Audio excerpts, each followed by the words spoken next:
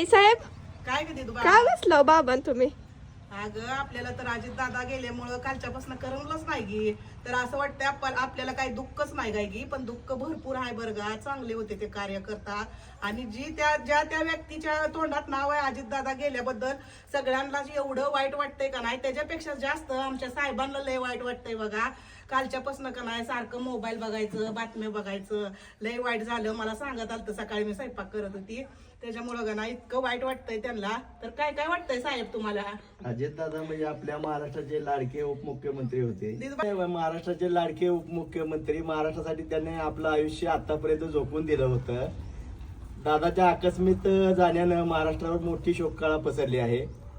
लय शेतकऱ्यांसाठी तर लय वाईट आणि झालंय. शेतकऱ्यासाठी का नाही काय पण दादा करत होतं असं आमच्या साहेबांचं म्हणणं आहे बरं का. शेतकऱ्यासाठीच नाही पण प्रत्येक ह्याच्यात शेतकऱ्यासाठी, गोरगरीब जनतेसाठी दादा एक मोठं महाराष्ट्रासाठी लाभलेलं वरदान होतं, पण त्याच्या आकस्मिक जाण्यानं महाराष्ट्रावर मोठी शोककळा पसरली आहे. पसरली. आणखीन का नाही त्यांना असं वाटतंय की शेतकऱ्यापाशीच काय नाही बरं का. असं चालत जरी कुणी काय त्यांचं प्रॉब्लेम द्यायचं असलं तरी थांबून माणुसकीच्या नात्यानं थांबून त्यांचं असं घ्यायचं, हातातलं त्यांचं लिहिलेलं असतंय की काय त्यांचं गावात काय काय प्रॉब्लेम आहे ती घ्यायचं, थांबायचं, सगळ्यांना गोरगरिबाला मदत पण करायचं.